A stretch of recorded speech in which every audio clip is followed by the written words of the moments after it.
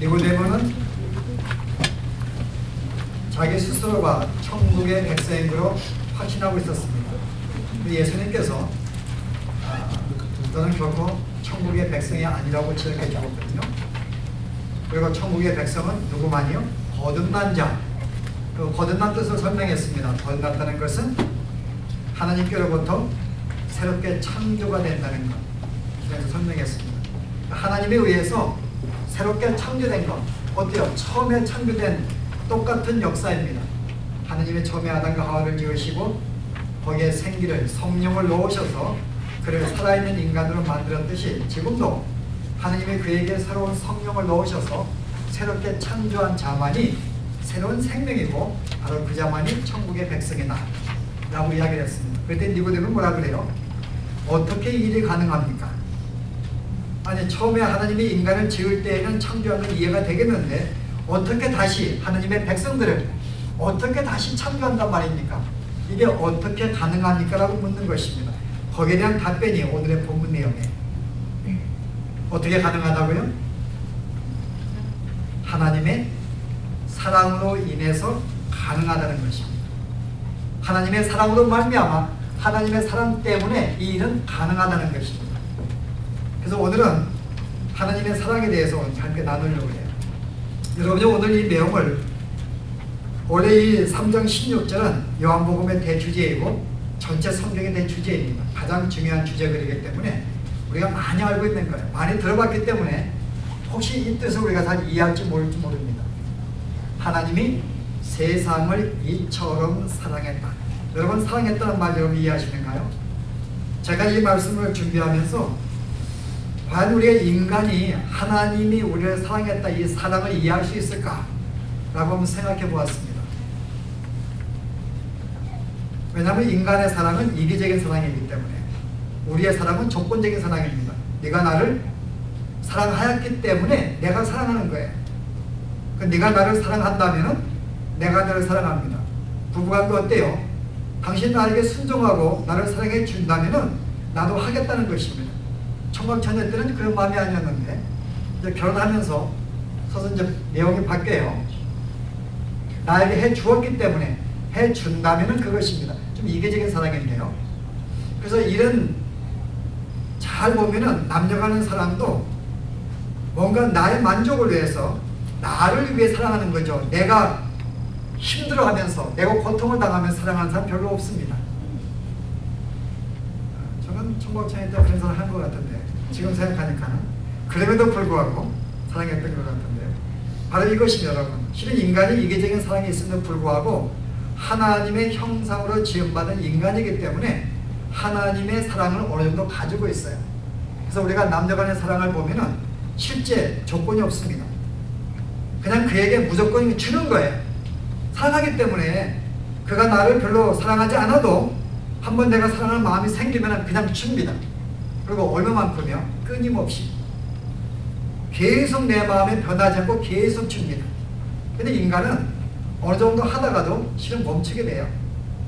정말 이제 이 남자가 더 이상 받지 아니할 때는 사랑을 중단할 수 있습니다. 그래도 불구하고 우리는 내 마음의 불이 식을 때까지는 계속 끊임없이 사랑해요. 특별히 부모님의 사랑이 우리는 하나님의 사랑을 엿볼 수가 있습니다. 여러분이 자식을 키울 때 여러분 특별하게 4가지 요소가 있어요. 자식을 사랑할 때 어떤 사랑인가요, 여러분? 부모님들의 자식을 사랑할 때 여러분이 어떻게 사랑하셨어요? 끊임없는 사랑입니다.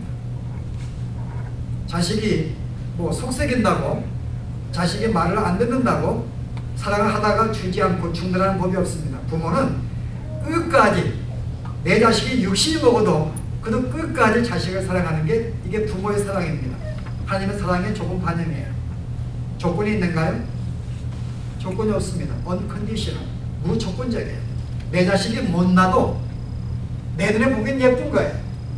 그냥 무조건 조건이 없이 사랑합니다. 그 애가 말을 안 들어도 속을 세게도 사람들에게 형편이 없다고 그런 조롱을 받아도 나는 조건 없이 그냥 사랑하는 거예요.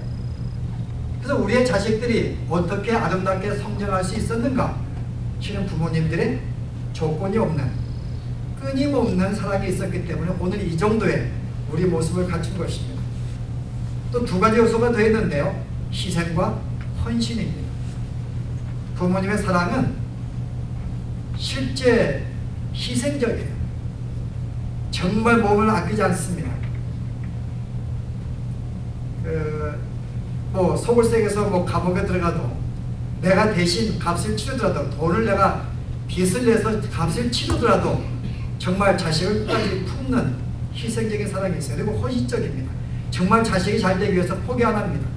계속해서 교육하고 돌보고 또 훈련시키고 한 번 더 설득하고, 실제 거기 있는 헌신은 말할 수가 없어요. 그래서 부모님들의 정말 무조건적이고 끊임없는 희생적이고 헌신적인 그런 사랑 때문에 우리들이 이 정도 성장하고 있습니다. 그런 점에서는 아이들 인간에게는 하나님의 그런 사랑이 있다고 생각해요.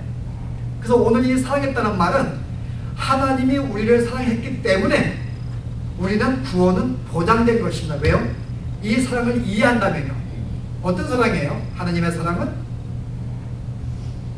어떤 사랑이에요? 금방 설명했는데 끊임없습니다. 하나님의 사랑은 한 번 내게 사랑하기로 마음먹은 이상 그분은 끊임이 없습니다. 정말 한이 없는, 포기치 않는, 내가 어떠한 길에 간다 할지라도 자식도 우리 부모도 포기 안 하는데요. 하나님은 결단코 포기 안 합니다. 그리고 그에게는 조건이 없어요. 내가 어떤 상태에 있든지 간에 내가 아무리 못났다 할지라도 조건 없이 그냥 사랑하는 것입니다.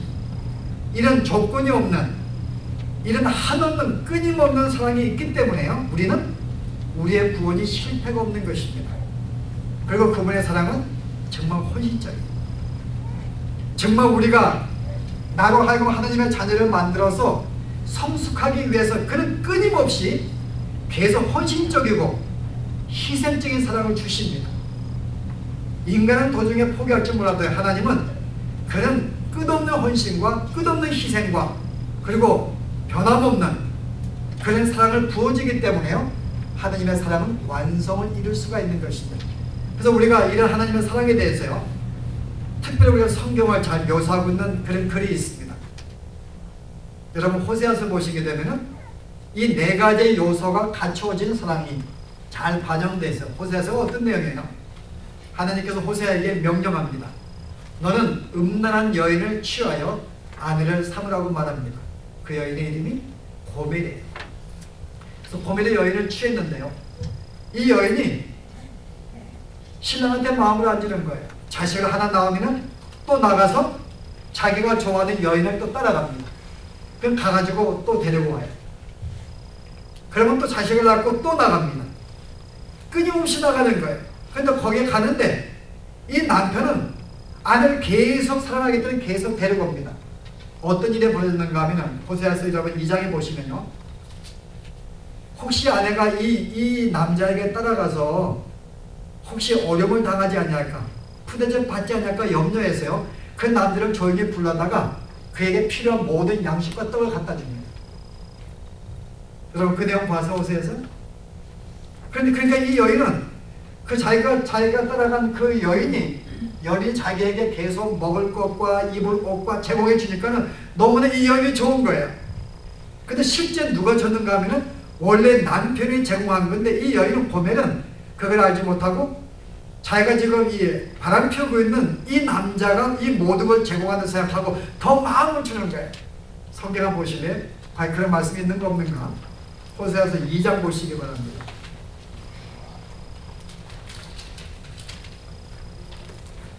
구약성경 1257페이지 2장 5절 말씀입니다.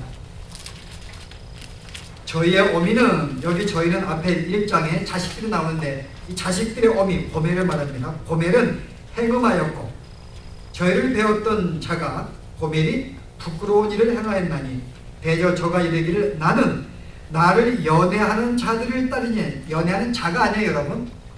내가 마음속에 사랑하는 자들, 대상들이 수없이 많습니다. 자들을 따르리니 그 이유가 뭐예요? 저희가 내 떡과 내 물과 내 양털과 내 삶과 내 기름과 내 술들을 내게 준다 하였느냐. 내가 공급해 주니까 너무너무 좋은 거예요. 자기를 사랑해서 자기 필요한 모든 것들을 제공해 주거든요. 그런데 뭐라 그래요? 8절에 보세요. 곡식과 새 포도주와 기름은 내가 저에게 준 것이요 저희가 바알을 위하여 쓴 은과 금도 내가 저에게 더하여 준 것이거늘 저가 알지 못하였도다. 저는 이 내용 보면서 너무너무 슬펐어요. 정말 남편이 아내를 사랑하는데 전혀 아내는 거기 남편에게 마음을 안 두고 다른 데 마음을 쏟는 거예요. 그래서 이 남자는 포기할 수 없어가지고 혹시 자기 아내가 어려움을 당하지 않을까, 푸대접 받지 않을까 염려해서 계속 그에게 필요한 것을 제공해주는 그 남자에게 마음을 달리면서 잘해주는. 여러분 이것만 들어보면 정말 새드 스토리예요, 그죠? 그런데 이 여인이 결국 그러다가 어떻게 되는가 하면요, 3장에 가면은 더 이상 이 사람들이 이제 단물을 다 뿌려먹은 다음에 더 이상 이 여인에게 정을 못 느낍니다. 그래서 이 여인을 노예로 팔아버려요. 그래서 길거리에서 벌거벗어가지고 지금 팔리는 그런 내용이 나옵니다. 그래서 이제는 눈을 감고 이제 팔려서 누가 사갈지 몰라서 지금 절망 가운데 더 이상 소망이 없어요. 그런데 누가 자기를 돈을 패하고 사는 거예요. 그 누가 봤더니 바로 자기 신랑입니다. 한번 3장 보실래요? 1절 보세요. 여호와께서 내게 이르시되 이스라엘 자손이 다른 신을 섬기고 건포도 떡을 즐길지라도 여호와가 저희를 사랑하나니 그럼에도 불구하고 저희를 사랑하나니 너는 또 가서 타인에게 연애를 받아 음부된 그 여인을 사랑하라 하시기로 어떻게 했어요? 내가 은 5개와 보리 한 호멜 반으로, 이 보리 한 호멜 반은 15개를 말합니다. 그래서 은 30개예요. 은 30개는 하나 노예를 살 수 있는 속량비입니다. 예수님 팔 때 은 30 있잖아요. 속량하는 거예요.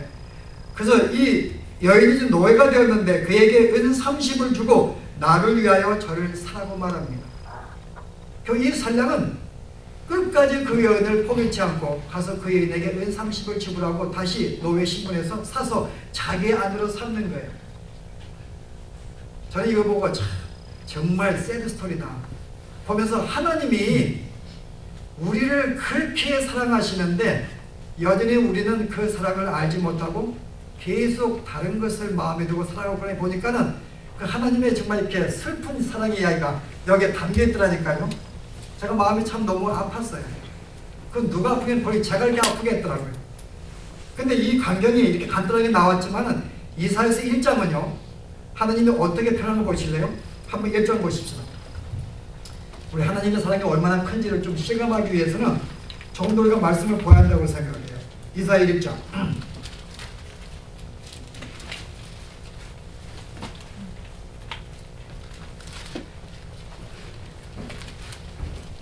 여러분 2절 보실래요? 하늘이여 들으라 땅이여 귀를 기울이라. 264대 5페이지입니다. 여호와께서 말씀하시기를 내가 자식을 양육하였거늘 그들이 나를 거역하였도다. 소는 그 임대를 알고 나귀는 주인의 구의를 알건만은 이스라엘은 알지 못하고 내 백성은 깨닫지 못하는도다. 그 실제 하나님은 계속 우리를 양육하고 기르는데 우리는 그것을 알지 못하는, 그 사랑을 알지 못합니다. 슬프다 범죄한 나라여 허물진 백성이여 행악의 종자여 행위가 부패한 자식이로다.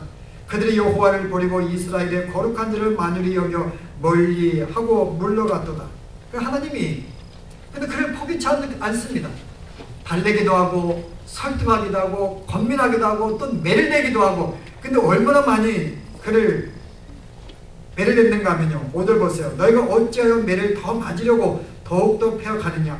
온 머리가 병들었고 온 마음은 피곤하였으며 발바닥에서 머리까지 상한 것이 없이 상한 것과 터진 것과 새로 맞은 흔적뿐이거늘 그것을 짜며 싸매며 기름으로 유황을 받지 못해. 여기 보면은 정말 매를 많이 맞았어요. 하나님이 사랑하기 때문에 이야기하고 설득 안 되니까 때리던 매를 때렸어라도 그를 돌이키는데요 이 백성들이 그래도 그 마음을 돌이키지 않는 것입니다. 근데 이 말씀을 여러분이 예레미야 보시면은 좀 이 내용이 조금 더 우리에게 실감이 나요. 여러분 한번 보실래요? 하나만 더 보시죠. 예레미야 31장 보실래요? 31절에 1103페이지인가 있는데